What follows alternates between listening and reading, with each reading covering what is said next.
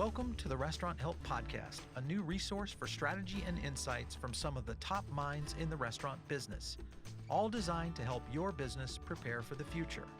This episode is brought to you by Tyson Food Service. Welcome to the Restaurant Help Podcast. If you're a first-time listener, make sure to subscribe for more great episodes wherever you listen to your podcast. I'm your host, Lauren Wyan, and today's discussion is all about winning takeout. Joining me today is Chef Peter Thornhill and Chef Jessica Bograd, both from CSSI Culinary and Marketing. Jessica, Peter, welcome to the show. Hi, thanks for having us. We're really excited to talk with you today. Yeah, great to be here. Absolutely. We are very excited to have you on to share some of your knowledge and expertise around curbside and takeout, which are very big topics right now. But first, let's kind of get into your background and your experience in the restaurant business. Jessica, start us off here. Yeah, for sure. So I've been in the food service industry my entire career. Most of it has been within independent restaurant chains, back-of-house management, food service management. But I've been doing menu innovation and development with CSSI for the past 8.5 years now. So really working with the leaders in the food service industry, both within national chains and emerging chains on what to do and how to innovate.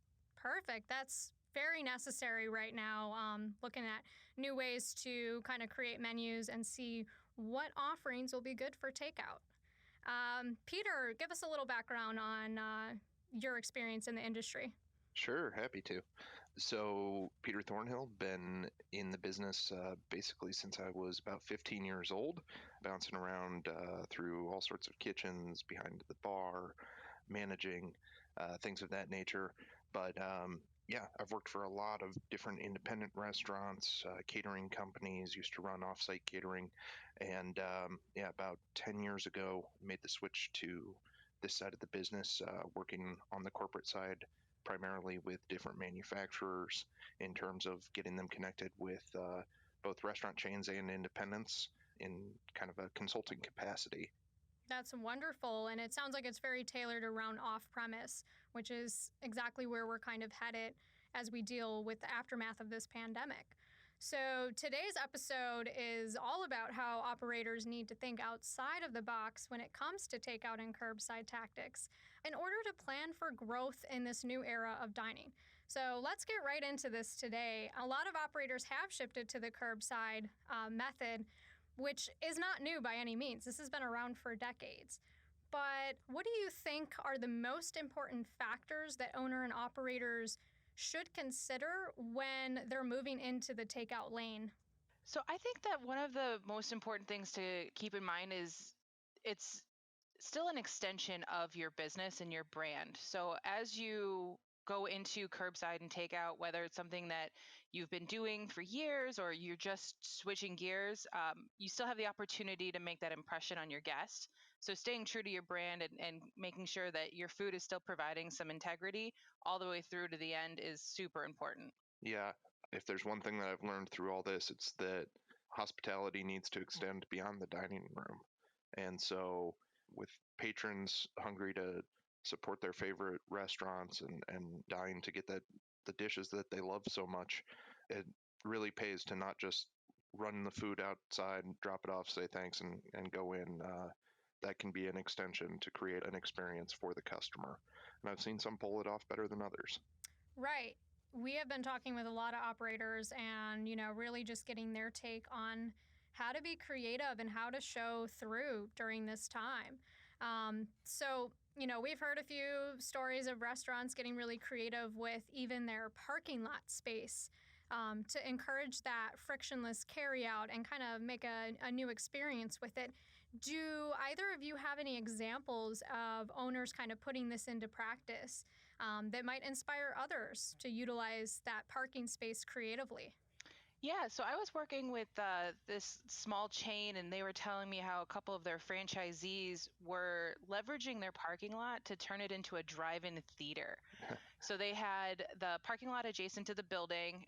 It was a huge blank wall space, so he just set up his home projector against the wall, folks would come in, order, grab their food, eat it in the car, and he would just start playing movies that he had on DVD or streaming. So something super simple. It brought guests to the parking lot, ordering their food, and just kind of creating a new version of dining out. I like that. I think right now, as we've been going through this pandemic, a lot of us are kind of relying on a more nostalgic experience, whether that's kind of the comfort food aspect or something like a drive in movie theater where you can ensure that you have social distancing and space between you and the other people next to you because you're in your car. But it kind of brings back, that old school feel. And I think that, I don't know, I'm excited to see if even just drive-in movie theaters will sort of come back and maybe they can sort of create that entertainment with restaurants and, just kind of like a new way of watching movies because I think, even with the movie industry, it's going to be very hurt as well. Mm-hmm. So it'd be very interesting to see some of those experiences being integrated within their land and their parking lot. So those are great. That's a great example. This might be our new iteration of dinner and a show. Right. Right. People are bound to be looking to get out of the house and be entertained in multiple ways. And who knew that we'd be looking backward into the past into a format that had more or less died off to now usher in this new era. Absolutely. Yeah, I'm excited because I've always hoped that would come back. So it'll be interesting to see. Jessica, I kind of want to pick your brain a little bit because you have that background with menu innovation.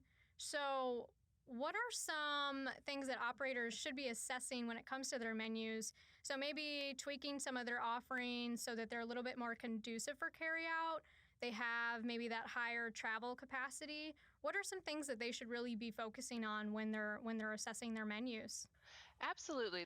Taking a look at your current menu, some items travel really well.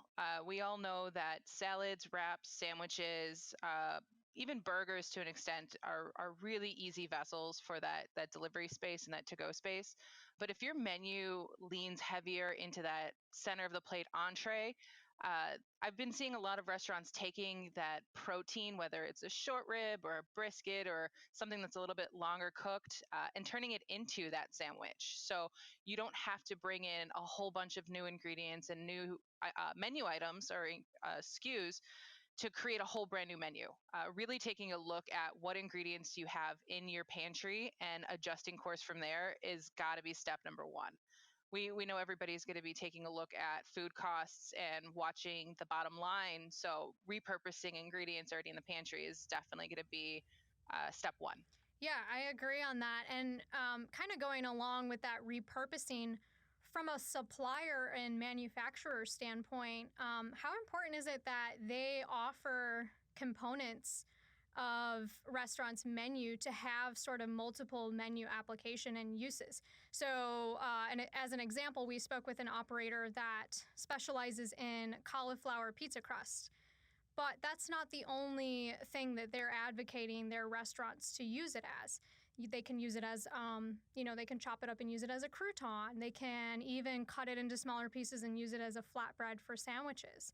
So how important is it to kind of make some, pushback on some of the suppliers to create products that have that menu application so that they can, create a wider variety of offerings? Oh, it's super important. And that's something that we tell our clients all the time when we're engaging with operators is you really want to, if you're going to present something new, you have to create it as a workhorse. It has to be able to play in multiple categories, multiple applications. And that's something that my team and I do really well is we push products to their limits. We will put it on everything and fold it and chop it and test anything we can think of that's so far out of the box you never thought you would have gotten it to work, but it does. And truly those are the ingredients that really become a star when you do launch a new ingredient on your menu. Yeah, I agree. So as we're thinking about those, techniques and how we should be changing our menus for takeout and curbside and delivery, now, how do we need to think about the technology aspect of it? So how people order, should people still be using the phone system? Should they be focusing on creating an app that's just for their brand? Should they look into third party? How important is it in the whole aspect of ordering for the consumer? We need to make this easy. So, kind of what's your take on the technology?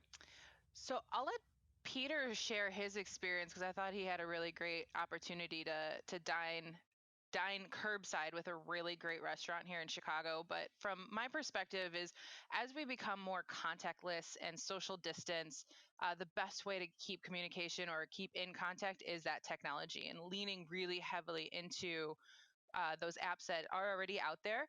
Um, I've seen restaurants take the Open Table, which is a reservation online service to book a table, to reserve your spot to pick up your catering or your takeout. So, really taking a look at what tools you already have before investing in anything new to see if that could work for your advantage. Absolutely. I really like that idea with open table, and it, goes along with innovating your menu. We can innovate with some of these existing companies to, really change. We're not going to be reserving tables, but we can utilize it to place an order. Peter, what's kind of your take on all this? Yeah. So yeah, as Jess was saying, Open Table is definitely among the companies that has done a nice job of pivoting. The one that I think has been really exemplary has been Talk, which Talk was, I believe, if I'm not mistaken, created by the Alinea Group up here in Chicago as a way to originally sell tickets for their prefix dinners. So you would go on, you would book the experience that you want. You could book drink pairings and things of that nature, and then pay in advance so that when your experience was over at the restaurant and you were full and happy and everything, you were able to just get up and go. There was no need to stop and pay the bill or flag down somebody. They've done a really nice job of pivoting into an ordering system that is scheduled, where you can go on and you can book carry out meals. For instance, I picked up dinner at Alinea. It was a sort of a take and bake version of their cassoulet with a few other courses. And I got to say, the experience definitely benefited from that technology. Going on, being able to book it, and being able to book cocktail pairings to go along with it, all the way to going up to the restaurant to pick up my order at the specified time. I received a notification just ahead of then telling me what I needed to do in terms of getting in line and my confirmation number and everything. The staff was out there. They were prompt in terms of coming over, checking their checklist, radioing it into the restaurant. Somebody came out, delivered the bag right to the backseat of my car. Thanked me, and I was off. And I gotta say, it's really sleek. They did a really excellent job of pulling off a very professional, well-run operation, and from start to finish, from the ordering to eating the meal, I was excited about it, and it gave me a newfound respect for the restaurant. Right. And I think the key here is to, one, of course, make it frictionless and contactless as much as possible, but having that level of transparency. So, what they expect out of you. What do you need to do? Where are you going to pull up your car? Should you have a mask on? Like those little things really help, make the customer feel better, but also the operation. So they know that they are also keeping themselves safe. So really being transparent is important here. And then, of course, knowing when your order is ready. I mean, there's a lot of platforms out there where it can be delayed, and it's not fun because you're like, are they making my food? Are they not? When should I get it? Are they backed up? So really having that, level of instruction and timing and transparency all makes it, work. And I think those are really key factors that operators and technology companies really need to look into. Hmm. Agreed, 100%. It's going to be a while before we see people really start shifting away from these habits of doing carry out and delivery. Even as dining rooms reopen, I still think we're going to see a lot of consumers, while they may choose to go out to eat, um, with some regularity, it won't be with the same regularity as before. So to have these systems in place that are accurate with your order timing, that they're organized so that it allows for a seamless handoff and easy payment so as to reduce contact and things like that. It's going to be key even as we start to see states and restaurants and everything reopen. It's still going to play such a major role for these guys. And, kind of going off of that, how should operators be looking at when it comes to training their staff? What are some things that they should be looking at to make these carryout and curbside interactions frictionless?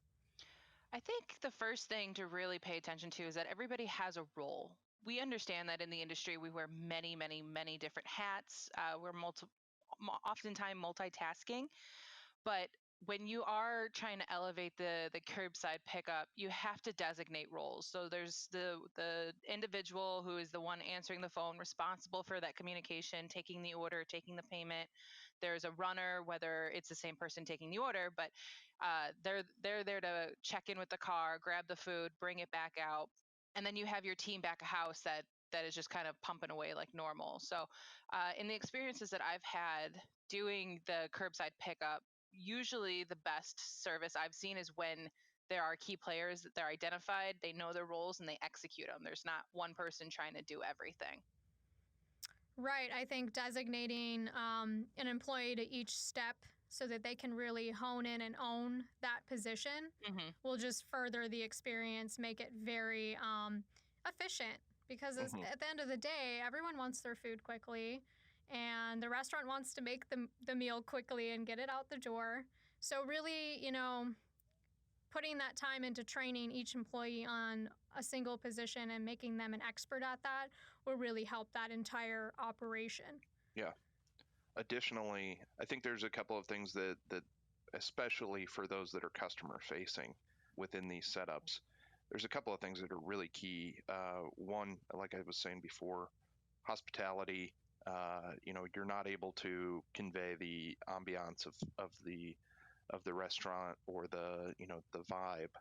So one way to make yourself memorable, keep yourself top of mind, I think is to really demonstrate hospitality and gratitude towards the customers that are coming to pick up an order.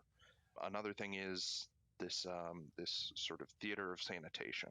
Not to say that we shouldn't always be diligent with hand washing, sanitation, all of that, but I think now more than ever, as people are still not at ease with this whole situation, I think it's really important to demonstrate that and to put that forward to the customer. So to make sure that uniform is clean, that you're not walking outside, wearing a stained apron, or to make sure that you've got gloves on hand and everything like that. Masks certainly have become more and more key. I think part of that, it conveys a trustworthy nature to the operation and lets you know that they're taking this seriously and that they're acting on it professionally. That's a really great point. I was going to kind of ask you, how does a restaurant communicate their safety and sanitation measures? I mean, should they look at channels through social media to convey that? Would it be a great idea to possibly insert a checklist into the carryout order where, each box has been checked and then maybe signed by an employee so it ensures that they went through every step and went through the safety and cleaning procedures?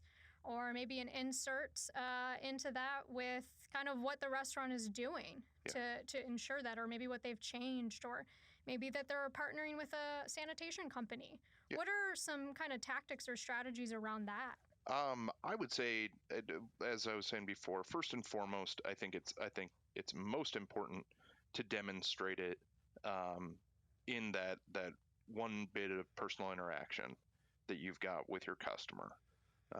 So when that customer is pulling up to pick up that carryout order, I think it's probably most impactful to make sure that you're demonstrating that you're taking sanitation and cleanliness very seriously. Um, so at that moment, I think it's tops. Um, but otherwise, I, I think that it extends into the restaurant for certain too, because as we as we start to see people ease back into dining rooms and things like that, they want to see that those sorts of practices be carried through into the restaurant. So I think we'll see, your masks, your frequent cleaning and sanitization within the dining room, um, you know, use of gloves and minimal contact. That will all eventually have to sort of translate its way back into the dining room. Absolutely. Now, do you have any examples where maybe a restaurant isn't executing this the right way? Maybe they're not being transparent about their sanitation, or maybe they haven't quite, looked at their menu extensively and flipped it a little bit so that it is good for takeout and off premise and has that high travel capacity. Do you have any examples where, it has been a struggle for some operations? So I can speak from an experience that I had that kind of didn't sit well with me. It was a local pizza shop, and we called ahead. We pulled up to our designated spot, and like Peter had said, the gentleman who walked out to check and get our name for what our order was wearing an apron, and it was covered in flour. Like, you could tell that he was one of the cooks that was just come in to check, and it kind of caught me off guard, because being in the industry, I understood that gentleman was going to probably end up going back into the kitchen after coming out without a mask, and it wasn't a feeling of confidence for me. But other than that, I think packaging is going to be a big key. We actually had some pretty torrential rain this past weekend, and we had picked up some curbside from a local chain, and they had all of their foods in paper bags in torrential downpour. So of course the bag gets soaked, and Oh boy. we were worried that the boxes were going to fall out from the bottom. So not saying you have to change your packaging due to the weather, but knowing that they had plastic packaging as well, Mm-hmm. maybe adjusting course, thinking things through. It's the little things that really kind of hit home, because all it takes is one tiny mistake to really just leave a bad taste in a customer's mouth. Yeah. Absolutely. And, like French fries, traditionally not so great with, traveling, but Yep. maybe there's a type of container that can sort of keep that heat in so they don't get soggy and hard. Looking at packaging and design, even separation of different components in the meal so Mm-hmm. that, it doesn't just slide around in one container. Those are really key things to think about that will make the customer happier when they open that and they know that their food isn't going to be soggy or cold or Yeah. mixed together. It's just really those fine details that we have to focus on, as this is our only channel to really excel and make Mm-hmm. it great right now. We don't have the dine-in experience to really wow the customer and talk to them face to face, because you can always sort of win someone over by being apologetic and being genuine, being yourself, when you're waiting tables, but you don't really have that second opportunity to make it right. Mm-hmm. Correct. Of course, you can do things and apologize and give them a percentage off or things like that, a promo for the next time they want to come in. But really, you kind of have one shot to do this.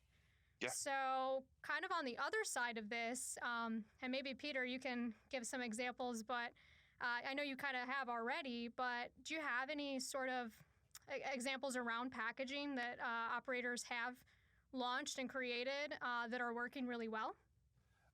Yeah, absolutely. Well, to touch on what Jess was saying, I think the fact that the materials definitely need to come into consideration in terms of one styrofoam box or paper, plastic, whatever it might be, is not your best option for everything. It might work well with the sandwich, but like you said, soggy fries, food that doesn't travel well, you're not doing it any favors if you just let it steam inside of a plastic box. Right. In terms of some of the things that I've seen, I think there's been some different packaging materials, some that are, say, vented, so that something like, say, French fries are less apt to sit there and steam, in their own heat. And then also just in terms of beyond the packaging itself, I think the way that a bag is packed, especially when you have multiple different components, and the way that it's labeled and stuff is incredibly important. I had an order that I picked up from a local Japanese restaurant, ramen shop, and we had ordered 5 or 6 different things off the menu. When I got that bag home, everything was stacked very in such an orderly manner. Like I was saying, the boxes that needed to be vented were vented, that had like our fried items in it. Everything was labeled properly.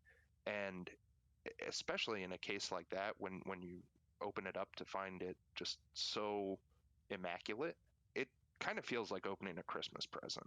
And there's a certain excitement that starts to buzz through you as you recognize, okay, I've got 6 different little boxes in here, and I've got my apps over here, my sides over here, and as you're cracking things open, there's a certain little jolt that you get, that little endorphin rush of the excitement, like a kid opening presents on Christmas morning. So I think that that's another really important factor that can play into sort of the packaging and presentation of it all. Yeah. It's exciting when you're sitting at a table and your food is being delivered, especially when you're very hungry. But when you get that perfectly packaged takeout and you're opening each component, it's almost like you kind of forgot what you ordered and you're like, "Ooh, I got this over here and some of that." Yeah, It's exciting. It makes a whole new experience. truly. It's kind of interesting. I'm curious, do you think that we are going to stick with this model? Do you think curbside is still going to be a prominent revenue stream for restaurants, or will we eventually shift back to the dine-in model? I think that we will get back to the dine in, but delivery and takeout is here to stay. It's something that consumers were looking for pre COVID, and it's something that consumers are going to be looking for even more post COVID, to be able to take the food home and enjoy it at home once they do feel, even if everyone feels safe and secure in going to dine in. There's just something about, that night in, ordering takeout, eating Chinese on your couch that will just never go anywhere.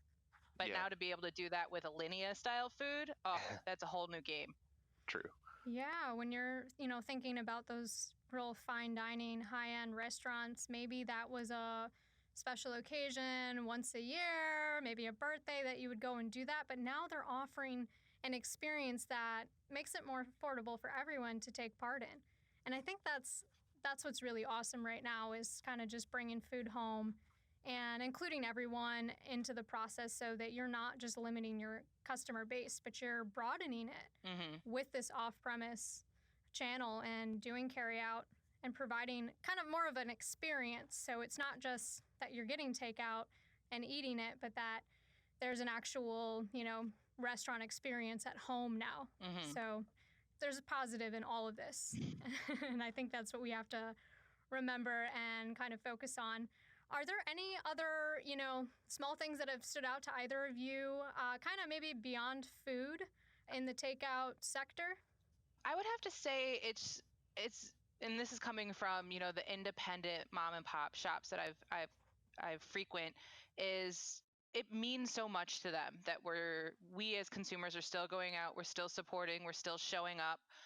Restaurants understand that, they may have to change a thing or two, or maybe even their whole model, to be able to stay alive in this time. But that extra bit of kindness, really goes a long way. And it's so appreciated, not only to the consumer who's spending their hard earned dollar, but to the restaurant owners that are putting the food out. I mean, we all go into this business because we want to make people happy, and we make people happy by serving food. And I think just keeping that positive message going, and just that hopeful, feeling of hospitality, is what's going to keep everybody pushing forward, but is so appreciated.